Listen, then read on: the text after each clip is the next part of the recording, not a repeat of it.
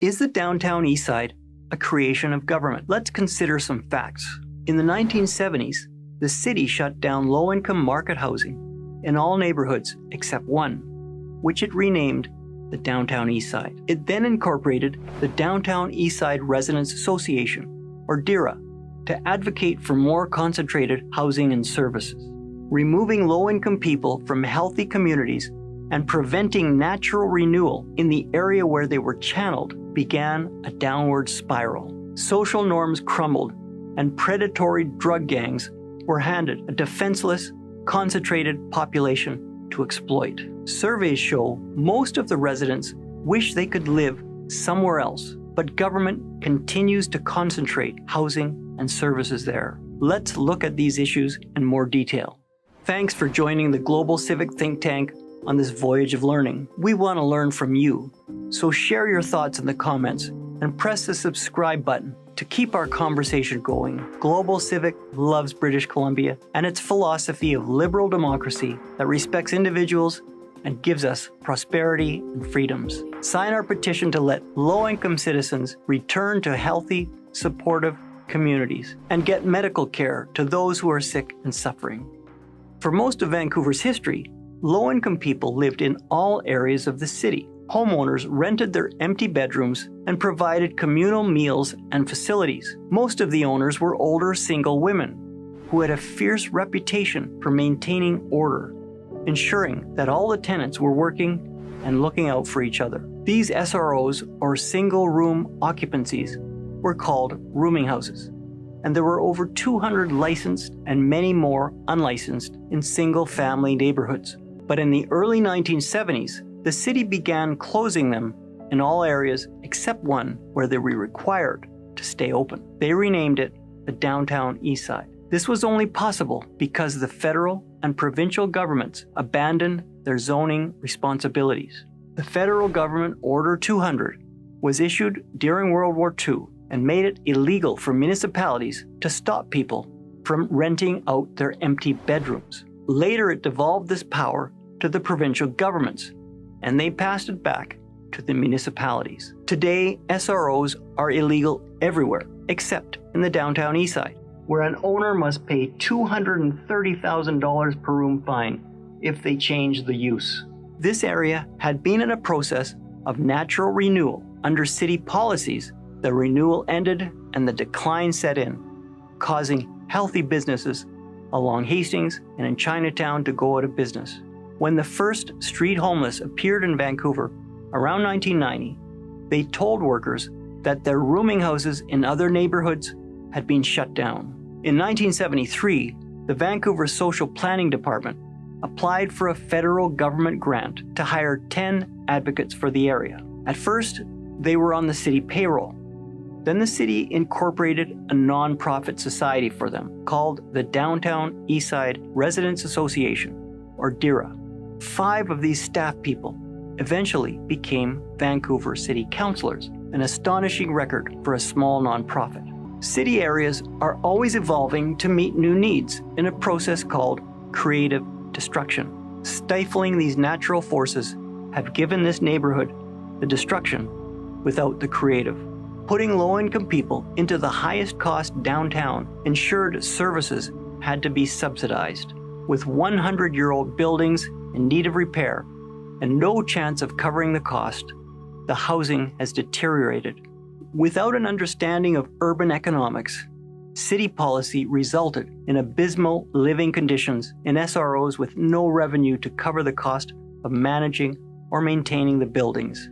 After moving low-income people there from safe neighborhoods and homes, these vulnerable people were left in dilapidated buildings with no one to defend them against drug dealers and criminals. In fact, some drug gangs became the management. The heart of the Downtown Eastside, Main and Hastings, used to be the administrative, financial, and cultural center of the city. There was City Hall, the main library, the Royal Bank head office, the Bank of Montreal, the extravagant Pantages Theatre, and beside it, the Showbiz Hotel Regent. There was the Ford Building full of bustling offices, the police headquarters, the main fire hall, and the provincial and magistrate courts. It had one of the few grand unions in the world, where streetcars could turn in all directions, making it the busiest intersection in Western Canada, with 150 streetcars passing each hour. But over the decades, the center of the city moved west, leaving decline in its wake. How did the heart of the city become the heart of the Downtown Eastside?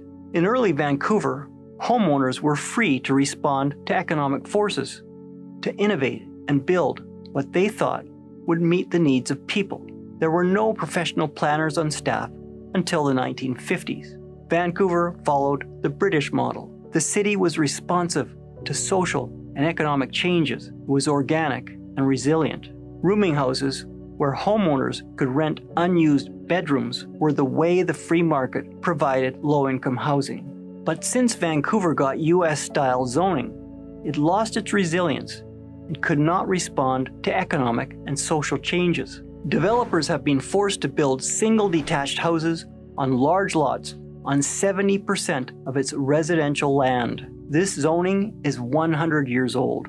With the trend to smaller families and the dismantling of rooming houses, Vancouver's single-family neighbourhoods have less people living in them today than 50 years ago. Thousands of modest bungalows have been converted to large houses with more bedrooms but fewer people. The city oversaw this misallocation of resources, such that the single-family areas of Vancouver now have over 70,000 empty bedrooms. A functioning free market would have resulted in smaller houses on smaller lots with fewer empty bedrooms and more housing for everyone. Drug use, mental illness, and poverty do not by themselves cause homelessness. The most poverty-stricken areas in North America, like Detroit and Miami, also have high levels of drug addiction, but low levels of homelessness. The areas of North America with fast-growing populations, healthy economies, and low unemployment rates have the most homelessness. How could that be? All of the places with large homeless areas have rigid zoning laws that have driven up housing prices. Have governments contributed to making the Downtown Eastside through rigid zoning policies? Canada is expecting a large increase in immigration over the next few years. Many will be coming to Vancouver. If governments do not relax our anti-housing zoning laws that led to the Downtown Eastside, we will see it grow even bigger and spread to even more cities. There are at least 12 steps governments have taken that have led to the Downtown Eastside. Is it possible to undo those steps in the reverse order they were made to bring us to a better future? The most difficult challenge is how to return people with addictions to communities where they have relationships and supports. In the early 1990s, Switzerland had the largest open drug scene in Europe, with thousands camped out in Zurich. The Swiss discovered that the British had a solution 100 years earlier. Britain did not politicize drug addiction. The government was not involved in deciding the care of addicted people. The relationship between the doctor and the patient was paramount. Doctors could prescribe low doses of opiates, enabling those people to continue to work and be contributing members of their families and communities. The practical Swiss adapted this British model and offered all drug-addicted homeless people the opportunity to return to their home communities and receive this treatment from their doctors. Switzerland practiced a very different form of harm reduction than Vancouver. Can we adapt the Swiss model to the Vancouver context with our own accountable harm reduction? Today, 30 years later, Vancouver continues the tragedy of politicized care, which has created wealthy criminals, while Switzerland has healthy, crime-free urban areas. Do you think the city has created the Downtown Eastside by shutting down low-income market housing in all of our neighborhoods but one? Do you think government has allowed zoning to harm our most vulnerable citizens? And who do you think should be responsible for the care and health of people with addictions, politicians or doctors? Please sign our petition to enable all Downtown Eastside residents who want to leave to return to healthy neighborhoods and communities where they have family and friends and supports.